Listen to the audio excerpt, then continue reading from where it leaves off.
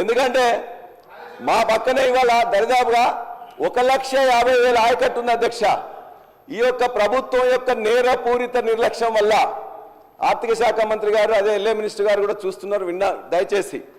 ఇవాళ ఈ ప్రభుత్వం యొక్క నేరపూరిత నిర్లక్ష్యం వల్ల గత 60 రోజుల్లో 40 రోజులు మాత్రమే పంపులు నడిపినారు. దరిదాపుగా 5,14,000 ఎకరాలకు ఆయకట్టు ఇవ్వాల్సి ఉంటే కనీసం 3 లక్షలు ఇస్తామని చెప్పిండ్రు. ఆ 3 లక్షలకు కూడా ఇవాళ ఏం చేసిందంటే అధ్యక్ష 34 రోజులు ఒక 6 కోట్లు 7 కోట్లు పేమెంట్ చేయలేక ఓఎండ్ఎం స్టాఫ్ మొత్తం స్ట్రైక్ చేస్తే ఇలా కింద ఎస్సీ కానీ డిఈ కానీ లేకపోతే ఈఎన్సీ కానీ చివరికి రాహుల్ బొజ్జ గారు కూడా ఫోన్ చేసినాం, మినిస్టర్ గారు ఇరిగేషన్ మినిస్టర్ గారు కూడా ఫోన్ చేస్తే లాస్ట్కి 30 రోజుల తర్వాత 6 కోట్లు ఇచ్చింది అధ్యక్ష. ఎంత నేర్పూరిత నిర్లక్ష్యం అధ్యక్ష. 6 కోట్లు ఇవ్వకుండా ఇలా 600 కోట్ల నష్టం జరుగుతుంది ఇలా దేవాదుల ఆయకట్టుకి. మీరు దయచేసి నేను చెప్పింది తప్పైనట్లయితే ఆ 34 రోజులే కాకుండా ఆ తర్వాత మళ్ళీ 3 రోజులు బంద్ అయింది, మళ్ళీ ఆ తర్వాత 3 రోజులు బంద్ అయింది. నా ప్రాంతంలో ఉండే ఇలా తపాస్పల్లి మొట్టమొదటిసారిగా 10 ఏళ్లలో 2 పంటలు ఇచ్చింది, ఇలా మొట్టమొదటిసారిగా ఎండిపోయింది. ఓ దిక్కున తపాస్పల్లికి నీళ్ళు రావడానికే రావు. మా పక్కన బీర్లయ్య గారు వస్తారు, బీర్లయ్య గారు వచ్చేసి వారికి దాని కింద ఆయకట్టు ఉండదు, కాలువలు ఉండవు. కానీ మొత్తం కూడా వాళ్ళంతా నాయకులను తీసుకొచ్చి అన్న తపాస్పల్లి మొత్తం మాకే రావాలి, ఇటు కేసీఆర్ గారు తీసుకోపోతున్నారు, హరీష్ గారు తీసుకోపోతున్నారు అంటున్నారు. అసలు అక్కడ నీళ్ళే లేవు.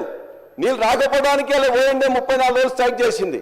అదేవిధంగా కింద గండి రామారావు గారికి స్టేషన్ కనుపూర్ ఎమ్మెల్యే వస్తారు, ఆడ ఆయకట్టు ప్రతిపాదిత లేదు, ఏం లేదు, మేము తీసుకోపోతా ఉంటారు. అసలు నీళ్లు మోటార్లు బంద్ అయితే ఓఎండ్ఎం స్టాఫ్ స్ట్రైక్ చేస్తే ఇలా అధికారులు ఏం చేస్తున్నారు, ప్రభుత్వం ఏం చేస్తుంది? చీమ కుట్టినట్టు లేకుండా ఇలా 600 కోట్ల నష్టం జరిగిన ఈ ప్రభుత్వానికి చీమ కుట్టినట్టయినా ఉందని అడుగుతున్నా. నేను చెప్పేది అబద్ధం అయితే ఇలా ఈ యొక్క మీ అందరి సాక్షిగా నా ముక్కు నెలకు రాస్తా. 34 రోజులు 6 కోట్లు ఇవ్వలేక ఇవాళ చేసిందంటే ఇది చేతగాని ప్రభుత్వం అనాలా ఏమనాలో చెప్పాలి అధ్యక్ష. చాలా బాధ అధ్యక్ష. అంతేకాదు అధ్యక్ష, ఇవాళ ఇదే పరిస్థితి మొత్తం రాష్ట్రం మొత్తం మీద కూడా ఉంది అధ్యక్ష. మళ్ళీ చెప్తారు వ్యవసాయ రంగంలో మేము బాగా చేసినామని చెప్పేసి మా రామచంద్రని ఇంతకుముందే మాట్లాడి చెప్తున్నాడు. అధ్యక్ష, భారతదేశంలో కానీ ప్రపంచంలో కానీ ఎప్పుడు ఎవరు వ్యవసాయానికి పెట్టుబడి ఇవ్వాలని ఆలోచించారు అధ్యక్ష. ఒక కేసీఆర్ గారే ఆలోచించి 72 లక్షల మంది రైతులకి 80,000 కోట్ల రూపాయలని 12 విడతల్లో ఇచ్చిండ్రు అధ్యక్ష. మీరు కూడా చెప్పిండ్రు, మీరు అప్పుడు ఏమన్నారు? మేమన్నా పిచ్చోళ్ళమా, ఎడ్డోళ్ళమా, మేము ఇయ్యమా? మేము కూడా ఖచ్చితంగా ఇస్తామని చెప్పిండ్రు. మేము సంతోషం అనుకున్నాం. అర్రాజు పెట్టినట్టే పెట్టిండ్రు. 10,000 కాదు మేము 15,000 ఇస్తామని చెప్పిండ్రు. ఏమైంది అధ్యక్ష? పోయిన వానాకాలం ఇవ్వలే, ఈ యాసంగి ఇవ్వలే, ఆ వానాకాలం ఇప్పుడే మొదలు పెట్టిండ్రు. ఇంతవరకు ఇవ్వలే అధ్యక్ష. 7,500 ఎకరానికి రావాల్సింది గత 7,500, 7,500 అంతకుముందు ఇస్తానే కూడా ఇవ్వలే. తప్పనిసరిగా ఇవ్వాలని చెప్పేసి మీ ద్వారా ఈ ప్రభుత్వాన్ని నేను కోరుతున్నా అధ్యక్ష. అదేవిధంగా గతంలో నీటి తీరువ రద్దు చేసి ప్రతి రిజర్వాయర్ నింపి ప్రతి చెరువును కూడా నింపినాం అధ్యక్ష. ఇవాళ మా జనగామలో ఉండే అన్ని రిజర్వాయర్లు తపాస్పల్లి కానీ, గండిరామారం కానీ, బొమ్మకూరు కానీ, ఇవాళ కన్నెపోయినగూడెం కానీ, లద్నూరు కానీ మొత్తం రిజర్వాయర్గా ఎండిపోయినాం అధ్యక్ష. మేము అడిగినాం, మరి దేవాలయంలో నీళ్ళు వస్తున్నాయి కదా, ఫస్ట్ ఫేజ్ సెకండ్ ఫేజ్ అయిపోయింది, మరి ఇప్పుడు థర్డ్ ఫేజ్ కూడా మొత్తం కూడా నిర్మాణం అయిపోయింది, ఏం చేస్తారనంటే ముఖ్యమంత్రి గారు వస్తున్నారు, ముఖ్యమంత్రి గారు రాగానే మొత్తం కూడా థర్డ్ ఫేజ్ కూడా బటన్ ఆన్ చేస్తాం, అప్పుడు మీకు ఇవేగా సరిపోయేది. ఈ యొక్క ఫస్ట్ ఫేజ్ సెకండ్ ఫేజ్ తర్వాత 350 క్యూసెక్లు 500 క్యూసెక్లు వస్తున్నాయి. 1,800 క్యూసెక్లను ముఖ్యమంత్రి గారు వచ్చి ఇమ్మీడియట్గా బటన్ ఆన్ చేస్తారని చెప్పేసి మిగతా పంపులను కూడా ఆన్ చేయాలి అధ్యక్ష. సంతోషం, ముఖ్యమంత్రి గారు రేపు స్టేషన్ కనుపూర్ నియోజకవర్గానికి వస్తున్నారు. అది మొత్తం కూడా దేవాదుల ప్రాంతం. ఆ దేవాదుల ప్రాంతానికి ఇమ్మీడియట్గా వారు ఆన్ చేసి ఇప్పటికే 50% ఎండిపోయిన పంటలకు నీళ్ళు ఇవ్వాలని కోరుతున్నాం. ఆ పంటలు నష్టపోయిన వారికి ఎవరికి ఉన్నట్లయితే కాంగ్రెస్ ప్రభుత్వం ఇంతకుముందే చెప్పింది. ఏమని చెప్పిండ్రు? మేము ఖచ్చితంగా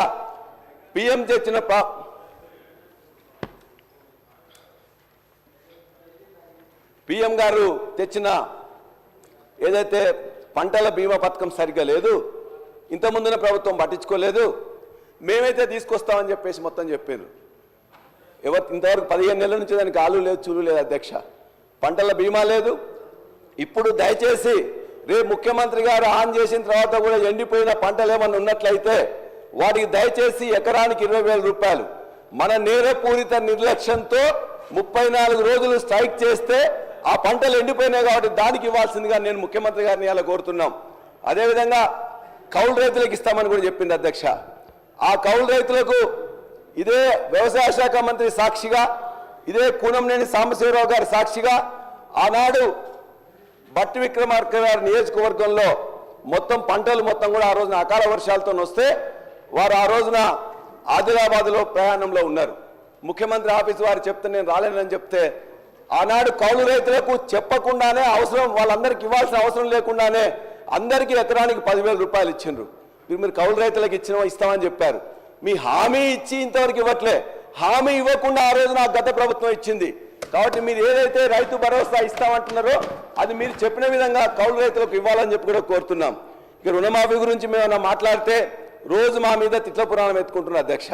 మీరు దయచేసి శాంతంగా ఆలోచించండి. గత ప్రభుత్వం 30,000 కోట్ల రూపాయలు ఇచ్చింది. సరే ఇచ్చింది ఎవరికి వచ్చింది ఎవరు కాదని మీకు తెలుస్తుంది. మీరు ఇచ్చిన 20 కోట్లు ఇచ్చినామంటున్నారు. ఆనాడు 2 లక్షల రూపాయలు ఇస్తామని పిసిసి అధ్యక్షులుగా రేవంత్ రెడ్డి గారు మాట్లాడుతుంటే ఆనాడు ముఖ్యమంత్రిగా ఉన్న కేసీఆర్ గారు అధికారులందరినీ పిలిచిండ్రు. ఎంత వద్దా వీళ్ళందరూ 2 లక్షలు ఇస్తామంటున్నారు, మనం ఇవ్వగలుగుతామా అని. అక్కడున్న అధికారులందరూ చెప్పిండ్రు 49,600 కోట్ల రూపాయలు అవుతుంది సార్, ఇది ఇవ్వలేము అని చెప్పినప్పుడు మేము 1,00,000 రూపాయలు ఇస్తామని చెప్పినాం. మీరు 2 లక్షలు ఇస్తామని చెప్పిండ్రు. 49 లక్షలు 30 లక్షలకు వచ్చింది, 20 లక్షలకు వచ్చింది, తర్వాత 20 లక్షలకు వచ్చింది. ఇవాటికి కూడా 50% కంటే తక్కువనే ఇవాళ రుణమాఫీ అయింది. కాబట్టి మీరు ఇవాళ మొత్తం కూడా రైతులందరూ ప్రతిరోజు తిరుగుతుంది కాబట్టి మిగతా రైతులందరూ కూడా మీరు హామీ ఇచ్చినట్టుగా రుణమాఫీ ఇవ్వాలని చెప్పేసి మీ ద్వారా కోరుతున్నాం అధ్యక్ష. అదేవిధంగా మీరేం చెప్పిన అధ్యక్ష, ఈ ప్రభుత్వం ఓన్లీ ఎంఎస్పీ ఇవ్వట్లేదు, మేమైతే వచ్చిన తర్వాత ప్రతి గింజ కొంటాం ఎంఎస్పీ కూడా ఇస్తామని చెప్పింది. ఎంఎస్పీ ఇచ్చిందే కాదు, ఇలా వరంగల్ రైతు డిక్లరేషన్ కానీ లేకపోతే మీ మేనిఫెస్టోలో కానీ క్లియర్గా చెప్పింది. ఏమి చెప్పిన అధ్యక్ష, ఇక్కడ పండిన ప్రతి గింజకు కూడా బోనస్ ఇస్తామని చెప్పింది. అందులో వరి ధాన్యంకి ఇస్తామని చెప్పిండ్రు. 2,183 ఉంటే 2,683 చేస్తా ఉన్నారు. 2,183 ఎంఎస్పీ దేనికి ఉంది అధ్యక్ష? దొడ్డు ధాన్యానికి ఉంది. మరి ఇచ్చిండ్రా? దొడ్డు ధాన్యానికి ఇవ్వలే, సన్నధాన్యానికి ఇస్తామని చెప్పి 12 ఇప్పటికీ 500 కోట్ల రూపాయలు బకాయిలు ఉన్నారు. అదేవిధంగా మిగతాది అనేక ఉన్నాయి అధ్యక్ష. మొక్కజొన్న కానీ, కందులు కానీ, ఎర్రజొన్న కానీ, జొన్నలు కానీ దేనికి ఇవ్వలే. ఇవాళ జుక్కల్ నియోజకవర్గం కానీ నారాయణఖేడ్ నియోజకవర్గంలో డాక్టర్ సంజీవ్ రెడ్డి గారు ఉంటారు. అక్కడ పండితే అధ్యక్ష మేము ఇంకా 2 సబ్జెక్ట్ కూడా కాలే అధ్యక్ష, 2 సబ్జెక్ట్ కూడా కాలే అధ్యక్ష సబ్జెక్ట్ సార్ ఇది. కాబట్టి ఇవాళ బోనస్ అనేది బోగస్ అయింది. 25% మాత్రమే ఇచ్చిండ్రు. మేము ఖచ్చితంగా లెక్కలతో నేను మొత్తం చూపిస్తాం. మీరు వ్యవసాయ కమిషన్ ఒకటి ఇచ్చారు, వ్యవసాయ కమిషన్ ఒకటి వేశారు. ఆ వ్యవసాయ కమిషన్లో అధ్యక్ష అది ఒక పునరావాస కేంద్రం తప్ప దానివల్ల ఏమి చేయట్లేదు అధ్యక్ష. మేము ఇవాళ చెప్తున్నాం 1,400 ఆత్మహత్యలు 2014లో జరిగితే దాన్ని క్రమక్రమేణా తగ్గించుకుంటూ 134 ఆత్మహత్యలకు తగ్గింది 2023 సంవత్సరంలో. ఇవాళ మళ్ళా ఆత్మహత్య 564 ఆత్మహత్యలు అయినాయి. ఆ లిస్ట్ అంతా కూడా ఇప్పటికే నేను మీకు పంపిస్తా అధ్యక్ష. 564 ఆత్మహత్యలైన రైతుల లిస్టు మొత్తం కూడా మీకు పంపిస్తా.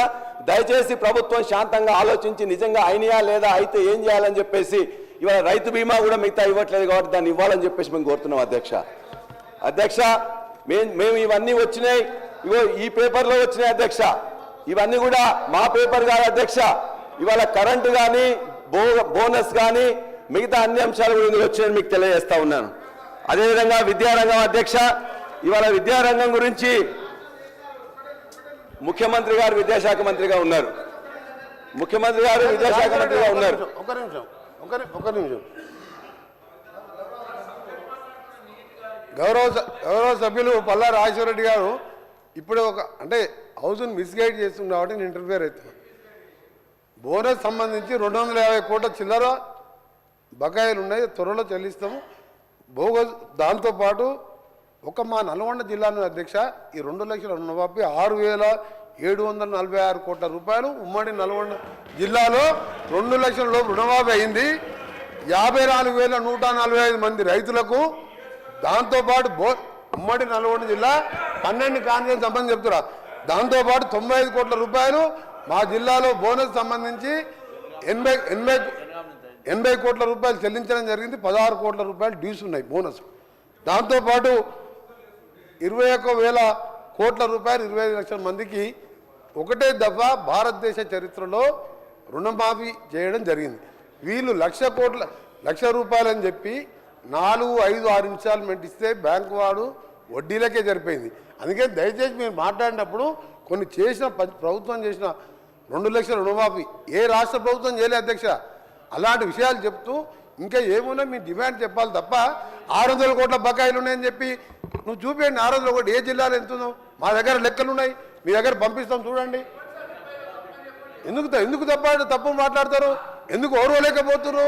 రైతులకు 2 లక్షల రుణమాఫీ ఒక్కసారి చేసి ఇలా దేశ చరిత్రలో ఎవరు చేయని పని చేస్తే మా గౌరవ ముఖ్యమంత్రి గారు, ఫైనాన్స్ మినిస్టర్ గారు ఎంత ఇబ్బందులున్నా 2 లక్షల రుణమాఫీ చేసిను.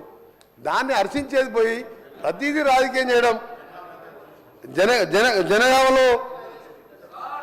జనగామలో అధ్యక్ష వీళ్ళు చెప్పాను ఇప్పుడు వారి కాన్ఫరెన్స్లో 28,590 రైతులకు 263 కోట్ల రూపాయలు మీ జనగామ కాన్ఫరెన్స్లో రుణమాఫీ 2 లక్షలు అయింది. మీకు తెలుసా అసలు రైతుల లిస్టు తీసుకుందా? అందుకనే మీరు 600 కోట్ల బోనస్ పైసలు లేవు, పెండింగ్ లేవు, తక్కువనే ఉన్నాయి, అన్ని చెల్లించడం జరిగింది. చాలా హ్యాపీగా ఉన్న రైతులు. దయచేసి ఉన్న ఫ్యాక్ట్స్ గవర్నర్ ప్రసంగం మాట్లాడవలసిందిగా రిక్వెస్ట్ చేస్తున్నాం. మంత్రి గారు కోమటిరెడ్డి వెంకటరెడ్డి గారు ఒకటి చెప్పారు. మేము డిప్యూటీ సీఎం గారు సార్, గౌరవ సభ్యులు మాట్లాడుతూ రుణమాఫీ 2 లక్షల రూపాయలు